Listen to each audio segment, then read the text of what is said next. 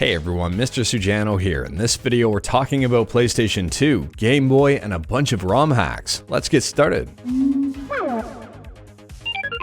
All hail the blue cube. To kick things off, we're talking about PlayStation 2 emulation on Android with AetherSX2. AetherSX2 just got a brand new feature. It's not available on the Google Play Store just yet, but it will be making its way there shortly, I assume. And when I say a new feature, I actually mean a few features and some bug fixes. Talroth has been on fire lately. Now previously we've talked about the fractional scaling options, which is a great addition if you're looking to get some extra performance out of AetherSX2.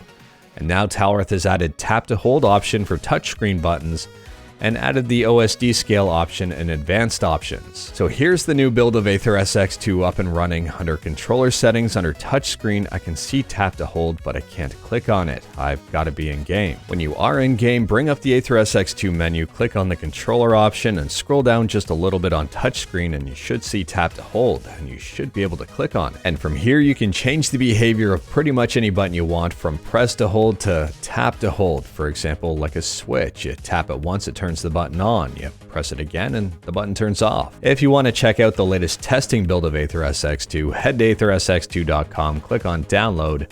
From here, go to close testing alpha and click on that link. Then click on the top folder and it should be the top version. As of filming, it's version 2474. And yes, just to remind you, again, this is a testing version. There may be things that are broken, some things might not work as anticipated, but it might be worth checking out. And speaking about checking some stuff out, next up here we're talking about Sameboy, a Game Boy emulator that just got a brand new release, version 0.15.2. This new version of Sameboy has some fixes, some improvements, and some new features. It's also more accurate. And this new version of Sameboy is compatible with save states from the older versions of Sameboy from 14.3 onwards. As for new features and improvements, both front ends will now warn you if progress cannot be saved when you're loading a ROM. And we've got some new color palettes here. The SDL front end now supports Game Boy palettes exported from the Cocoa port, and now includes 7 new palettes to choose from. As for the accuracy improvements, this is a very interesting one. Sameboy now has realistic emulation of button bouncing while keeping lag to a minimum. And also another interesting one, accuracy improvements to the emulation to the Game Boy camera. Sameboy is 100% free. I'll leave a link to it in the description below. Feel free to check it out if you're interested. And if you're running an older version of Sameboy, it might be time to update. Sameboy is available for Mac, Windows, and well, I guess you can look at the source code if you want. And speaking about code, next up here, we're talking about some ROM hacks, and we'll start out here with Shin Megami Tensei for the PlayStation.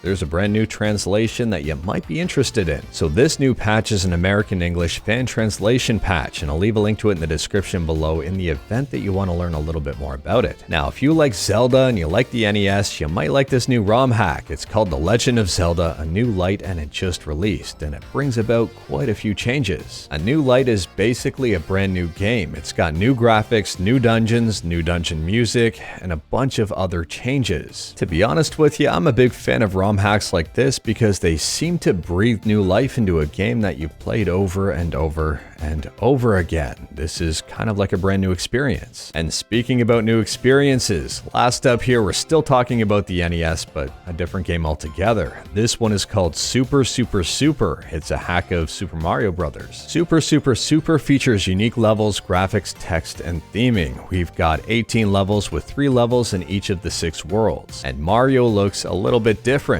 If you're interested in learning more about this ROM hack, I'll leave a link in the description below. Feel free to check it out. But anyways, that is all I've got for you in this one. Straight to the point, all stuff and no fluff.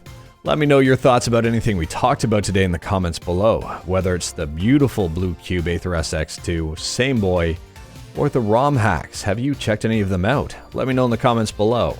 If you like this video, leave a like. If you didn't like this video, leave a like. Hit that subscribe button, check out my other videos, don't tempt fate, save your state.